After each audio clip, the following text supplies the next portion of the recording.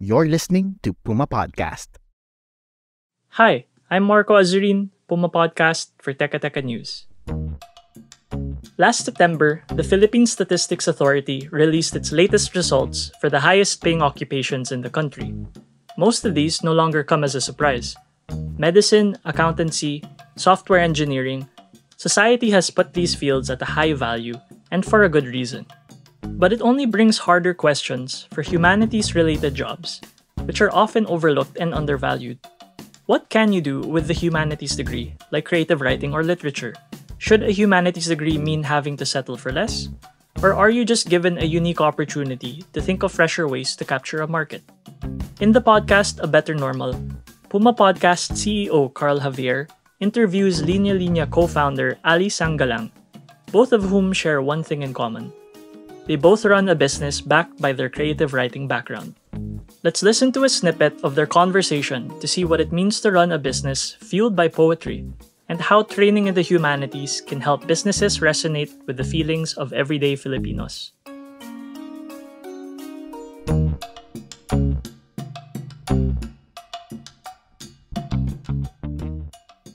Today's guest on A Better Normal is Ali Sanggalang. Ali's probably best known for Linya Linya, which we all probably know as a shirt and apparel brand. He's also got the Linya Linya Show, a podcast that, as he always likes to say, gets millions and millions of listeners. In this episode, we'll discover Linya Linya is way more than these things, and it aspires to be even more. Here's my conversation with Ali. Hi guys, I'm Ali Sanggalang. I am the co-founder, co-owner, and the creative director of Linya Linya. We create content based on everyday Filipino experience, and we turn some of them to shirts. No, nakukwento namin yung buhay natin dito through short catchphrases and art, and yun yung way namin of communicating with people and hopefully contributing to the community. Yan. So I met you as one of the guys running Linya Linya and as an entrepreneur na. But one of the things that we shared and that I felt once we started talking, dapat matagal na tayong friends. It's because we both have like a literature background. So can you talk to us about that? Like, what was your course and major? And why did you get into writing in the first place? I graduated AB Interdisciplinary Studies with tracks in communication and creative writing. I developed my interest in literature a little bit late, no? College na talagang nabukas yung mundo. Pero siguro yung development ko talaga nanggaling sa humihirit ako sa klase. Ako yung medyo class clown. Ako yung nagpapatawa. And syempre, when you do that, you use words, no? You use references. Siguro dun pa lang may mga line cut na ako no? Grade school, high school, parang nagkaka-award na rin ako ng pinakamagaling na manunulat sa Filipino. Dax. So parang may knack na ako for Filipino. Hindi ko rin alam kung saan siya nanggaling. Siguro dahil yung language talaga namin sa bahay. And even sa school, magugulat kayo sa Ateneo, dominant ang Filipino nung time namin. No? So, konti lang din yung mga English speaking nun sa totoo lang. So, pagdating ng college, doon na lang ako namulat sa poetry. May mentor ako si Dr. Rofel Brion, no, isang magaling din na writer. Siya nagsabi sa akin, why don't you try? Parang kasing copywriting and advertising ang gusto ko sana. Kasi 'di ba yun na rin yung path. Usually siguro kung magaling ka gumawa ng catchphrases, magaling kang gumawa ng copy. Pero napunta ako sa poetry siguro nung inintroduce niya sa akin ni Dr. Brion. Tapos parang nakakatawa, Carl, kasi he invited me to his English poetry class, poetry workshop. So it's really writing na agad, tapos pasahan na ng work. So ako, kabadong-kabado talaga ako. Kasi sabi ko rin, sir, Filipino sana yung language ko. Pinayagan niya ako mag-Filipino sa isang English class. First few days talagang pinapawisan ako going there. Pero nung natuto na ako magsulat, nagulat ako na na-appreciate nung circle. Tapos parang sa akin pa yung na-highlight kasi natatawa sila. Doon na nag-build yung confidence ko nung college. until doon na ako nag-start mas magbasa, mas mag-aral. Pumasok ako sa Heights Literary Org ng Ateneo, no? Doon ako na-train nung mas formal way of writing poetry and reading poetry. And yan, nagbasa na ako ng mga Pete Lacaba, Edgar Samar, 'di ba? Kung sino-sino pang magagaling na mga Filipino poets yun. Recently nagbigay akong career talk and syempre nagtuturo ako, so I deal with students and then they think na ito yung path, ito yung course. So, engineering, so magiging engineer ako, or nursing, so magiging nurse ako. And if you go to a parent and say, parang trip ko magtula. Like, I'm going to take a bunch of units in poetry. And ako naman, madalas ako mag-joke na as a person running a business, I have the most useless masters. Kasi mga iba nagpapatakbo, di ba may MBA ako. Masters in creative writing, double major, fiction and non-fiction. So, parang, di ba, wala siyang quote-unquote, wala siyang sense for parents. And I wanted to go back to that idea na we, as young people, we are asked to write haiku or tutula tayo pag elementary. Parang mahalaga gumawa ng art, mahalaga tumula pag elementary. And then as you get older, nababawasan yung courses na yon. So, I guess I wanted to ask your perspective as someone who runs a business, uses these communication skills. How do you think about how that focus on the discipline of poetry helps your work now or helped you through your career? I can totally relate din, Carl. Parang saan ba tayo pupulutin with creative writing as a course? So parang ako, mga kapatid ko rin engineer, no? Parang clear yung path, ganyan. So siguro thing with poetry or humanities ay tinuturuan tayong dumanas, no? Dumanas and makita yung iba't ibang bagay. And you're able to develop yung how you paano mo siya lulutuin sa dibdib mo and paano mo siya ilalabas. Kasi pare-parehas naman tayo ng mundong ginagalawan, pare-parehas tayo na nakikita, pero paano mo ba siya talaga nakikita? So yun siguro tinuturo ng poetry, yung natuturo sa iyo kung paano, pero may kalayaan ka, how you'll read it, how you'll write it, how people will read your creation, no? And siguro kung ano yung naitulong nun sa akin sa work ko, hindi ko naman pinlanong mag-business, Kasi nga, wala naman akong background sa business. Until now, I don't consider myself as a businessman, no? Merong business, no? Pero mas nandun pa rin ako sa content creation side, no? So, ang laking tulong ng poetry sa meme creation. Parang, and dun ako natatawa and natutuwa. Same form, no? Same form. And ang ganda, Carl, kasi wala silang expectation from you.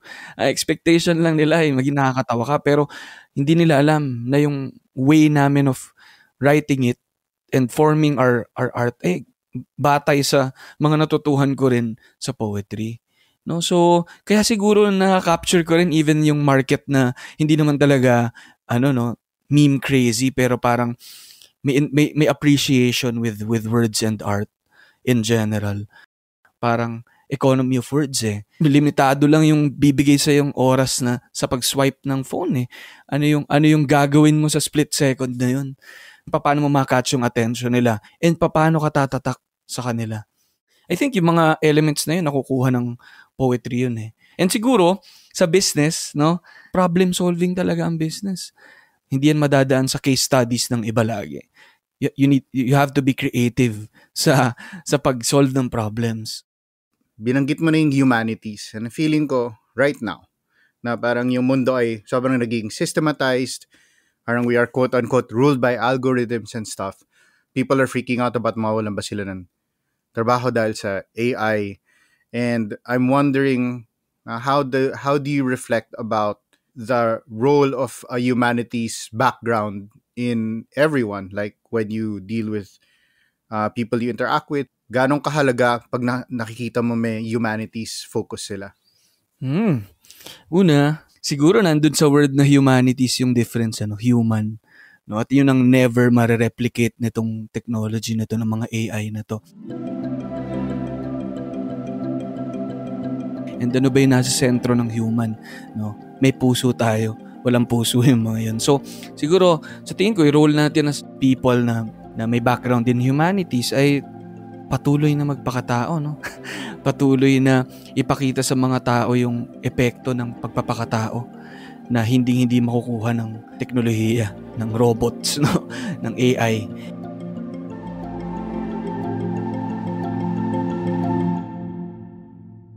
Sabi mo mahilig ka magpatawa, but meron bang personal na pinanghuhugutan yon or nag-enjoy ka ba pag natatawa mga tao? Why is humor the path? So nahanap ko yung sarili ko sa loob ng classroom nung nandun ako sa gilid, and hirap na hirap yung klase sa mga inaaral namin, pero pag nag-crack ako ng isang joke, mag-iiba yung mood ng classroom. Looking back, no, syempre, hindi ko naman alam to nung mga panahon na yon, pero parang may power yung humor eh, no? Syempre, it feels good to make people laugh, no, and bring joy, no. Nakikita mo sa kanila viral ang humor. May kanya-kanya kami mga problema, pero parang konting tawa, konting gumagaan yung mabibigat. Parang natuklasan ko siya along the way, mostly sa school, and pinili kong yakapin yung strength na yon, no. Parang and hindi rin madali yun, kasi hanggang saan ba ako dadalhin ng humor, no? Hindi naman forever nasa classroom. Paano kung pumunta na ako ng work? Napunta pa ako sa work na siguro dapat isa sa mga pinakaseryoso ka dapat, no? Nasa loob ako ng Malacanang. Pero totoo lang, bit-bit ko yung humor ko doon. Kaya ako nandun ata to use yung wit and humor and ma-infuse siya sa speeches, to ma-infuse siya sa pangalan ng mga government programs. Hanggang sa napunta na ako sa business, no, na parang hindi ko rin alam, trend lang ba to? Pero hindi tumagal ang linya-linya ng 10 years sa content page, 7 years sa business. Nakita ko yung paano nangyayakap ang humor. Warm hug din ang humor minsan sa mga pinaka may hirap. And ano pa bang pruweba niya nung nag-pandemic? Nabuhay ang linya-linya, imbis na bumagsak kami, lalo pa kaming naging relevant dahil kailangan ng mga tao ng konting ngiti, konting tawa sa panahon na to. Yung gusto kong sakyan na idea dun sa mga sinabi mo is yung passion and meaning. Yung linya-linya during the pandemic, pinasok niyo talaga, like very wholeheartedly, pinasok niyo yung very nationalistic sentiments. And actually, in my experience, pag suot ko yung Para sa Bayan shirt, laging may bumabate Well, ilang beses na ako binati ng mga barista na parang gustong-gusto nila yan. parang, di ba, it becomes a subtle nod to a certain belief system. So, I guess, yung Tawid from being a very humor-driven organization to, in that moment, I guess, of real upheaval, what brought you to bring in yung more political and nationalistic sentiment? So I think it stems from the realization that hindi na lang kami basta content creators at merch business, no? Aside from Linya Linya being a content creator and a merch business, we are in the business of truth telling. Ang gamit naman kasi namin everyday experience pero yung everyday experience na yan ay yung mga maliliit na katotohanan natin sa araw-araw. Araw-araw tayong nahihirapan mag-commute, no? Araw-araw tayong nasistress sa trabaho. Araw-araw tayong naiinis sa mga nakikita natin sa balita. And mga reality natin yan, no? So, na-realize namin na wow, may parte pala kami sa mundo na yan. Dahil para rin kami nagbabalita no? Everyday kami nagpo-post ng 2, 3, 4 content based on what we really feel as a community, no? As a people. In that sense, we are telling the truth. And kasama dyan sa truth natin, Carl, hindi lang yung mga nakakatawang everyday experience natin, pero yung mga seryosong nangyayari sa lipunan, I think natural na napunta doon. Siguro ang keyword dito, Carl, ay yung empathy And kaya rin namin nabuo siguro yung bagong tagline, motto, philosophy namin of Gets Ka Namin. Hindi na lang one way ang linya-linya, no? Hindi lang one line. May linya papunta sa'yo, may linya pabalik sa amin. Kung ano yung sinasabi namin ay nanggagaling din sa nararanasan ng community. So, ganun kahalaga yung pag-intindi at pag-unawa sa nararanasan ng iba. Kaya, since nandun na tayo sa part na to ng history natin, no, merong big decision na gagawin ng mga Pilipino, natural na kasama kami dun. Kaya we felt the need to speak out. And then as a follow-up, I think traditional big business, ang lagi nilang stand ay apolitical, but for you in that moment na nanindigan as a business owner, did it impact the business? And if so, positively, negatively, would you do it again? Ako una, Carl, I'm very proud of our team because it was a team decision. Diba nagpartner kami with Tarantadong Kalbo, with yung tumindig shirt. Ang laki influensya sa amin. So, proud ako una na ginawa namin yun as a team. My business partner, Jim, we talked to our team and we decided with them. And I credit it to the new generation of Gen Z and younger millennials na sila talaga rin yung nag-influence sa amin na magsalita na and lumabas na. And ganun ka-powerful din yung pagiging open to the new generation. And to answer your question, did it affect the business? No? Definitely. Naging battle cry ng mga tao yung line na ang mahalaga lumaban para sa Pilipinas. No? Patuloy na lumikha na magigiting na sandali. So dahil naging battle cry yun, statement shirts ito, mas dumami naturally yung bumili ng shirts na yun. Dahil nandun yung sentiment ng mga tao at that period. That also empowered us to do our part as a member of the community to give back. So bukod sa pagbibigay ng space to voice out our sentiments and our opinion, no? That also allowed us to push for some of our advocacies, no? Isa sa major namin, I think, na nagawa, yung nakapagtayo kami ng community learning hub sa UP campus, no? Yung portions nung kita namin doon ay napunta doon. So parang we also used our space to help our community, help the community, no? So parang naging channel din kami, hindi lang maging boses, pero para may actual at physical, tangible na change din. Being good is good business, no? Yung pagdating naman dun sa campaign, ano, and all, we're all for good governance, no? Hindi naman for a specific person, pero for that advocacy, no? Kailangan natin ng better governance, better normal for good governance, ano?